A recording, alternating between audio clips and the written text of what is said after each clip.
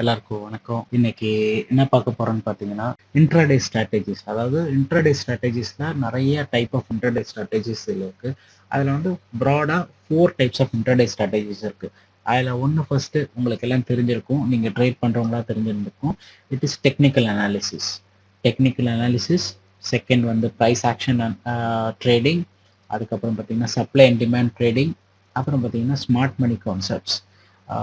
இதில் இந்தியாவில் மட்டுமே ட்ரீட் பண்ணியிருந்தீங்கன்னா ஸ்மார்ட் மணி கான்செப்ட்ஸ் உங்களுக்கு தெரிஞ்சிருக்க வாய்ப்பு இல்லை. இருந்தாலும் நம்ம ஸ்மார்ட் மணி கான்செப்ட்ஸில் நம்ம இந்தியாலையும் நிறைய இடத்துல நம்ம இன்ட்ரடியூஸ் பண்ணலாம். ஐ மீன் நம்ம யூஸ் பண்ணலாம். ஸோ அதுக்கு முன்னாடி இதுதான் ப்ராடாக நம்ம கிளாஸிஃபை பண்ண பார்க்க போகிறோம். ஸோ இன்ட்ராடே டெக்னிக்கல் அனாலிசிஸ் உங்களுக்கு எல்லாம் தெரிஞ்சிருக்கும். அதில் ஒரு எக்ஸாம்பிள் நான் கொடுக்கணும்னா நம்ம இந்த மாதிரி இண்டிகேட்டர்ஸ்லாம் யூஸ் பண்ணி நாம் வந்து ட்ரேட் பண்ணுறது தான் டெக்னிக்கல் அனாலிசிஸ் ட்ரேடிங். இது இங்கே நான் பார்த்தீங்கன்னா நான் வந்து இங்கே வால்யூம் போட்டிருக்கேன். வால்யூமில் என்னென்ன வால்யூம் இருக்குது அப்படின்னு போட்டிருக்கேன். அதே மாதிரி மூவிங் ஆவரேஜ் போட்டிருக்கேன். 200 டே மூவிங் ஆவரேஜ், சிபிஆர், பிவெட், இதெல்லாம் வச்சு நம்ம ட்ரேட் பண்ணுறது தான் இன்ட்ராடே ஸ்ட்ராட்டஜிஸ். இப்போ பார்த்தீங்கன்னா இந்த நிஃப்டியில் பார்த்தீங்கன்னா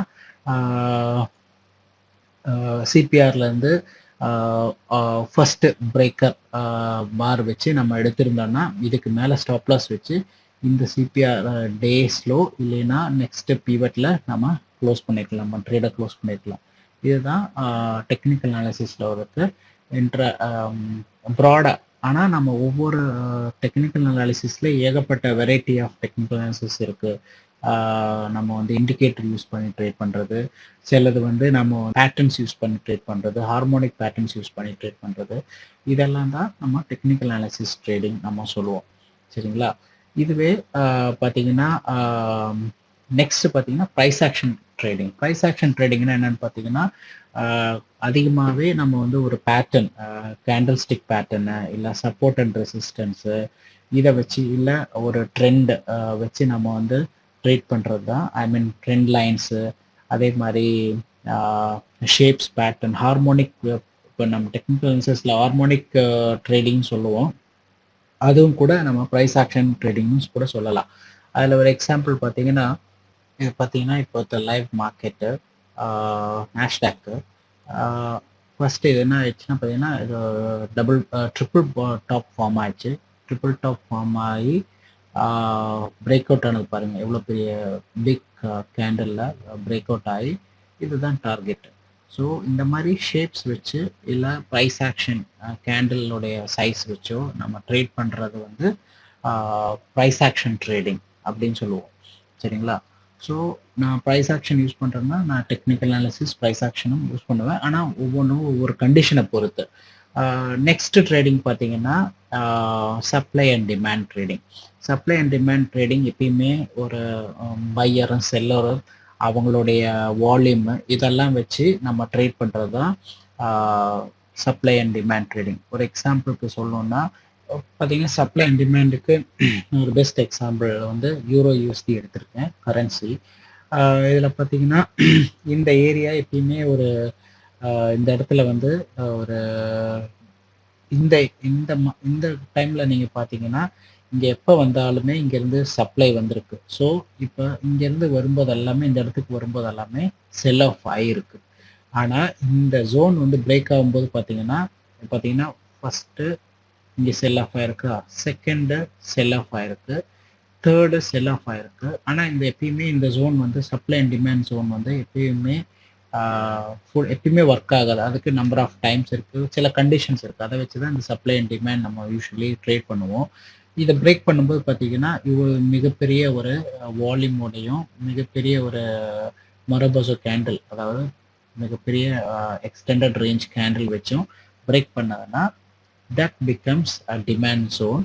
ஸோ இந்த சப்ளை இதாகி இங்கே வந்து அதிகமான டிமாண்ட் ஜோன், அப்போ இது ஒரு ரெசிஸ்டன்ஸ் ஜோனாக மாறிடும்.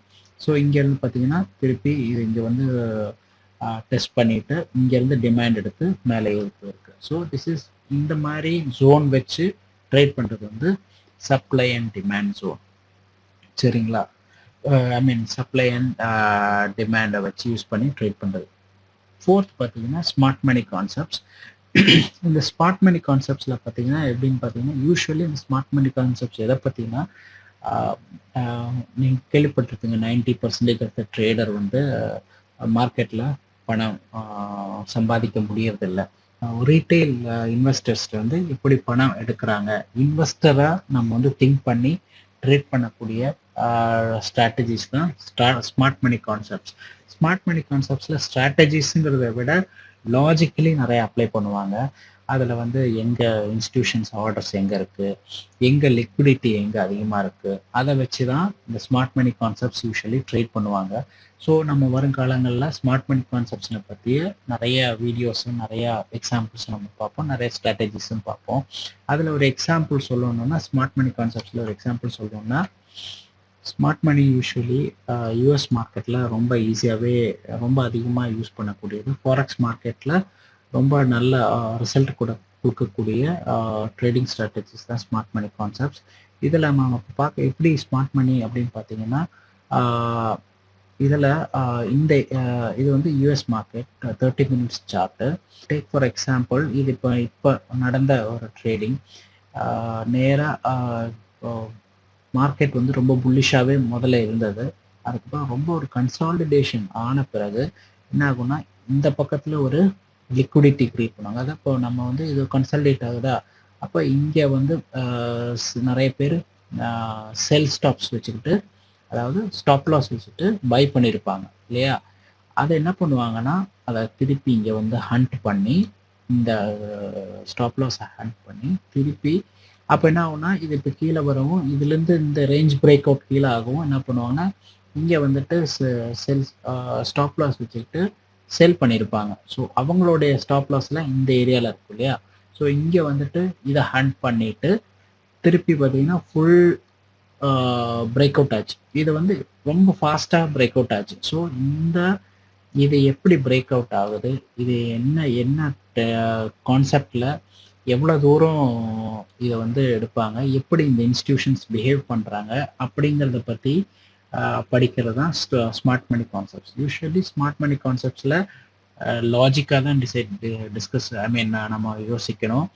அதில் வந்து எங்கே வந்து இன்ஸ்டிடியூஷன்ஸ் ஆர்டர் வச்சுருக்காங்க, எங்கே ஸ்டாப் லாஸ் வச்சுருக்காங்க அப்படிங்கிறதுக்கு நிறைய யுக்திகள் இருக்குது. அது வருங்காலங்களில் நம்ம வந்து கற்றுக்குவோம்.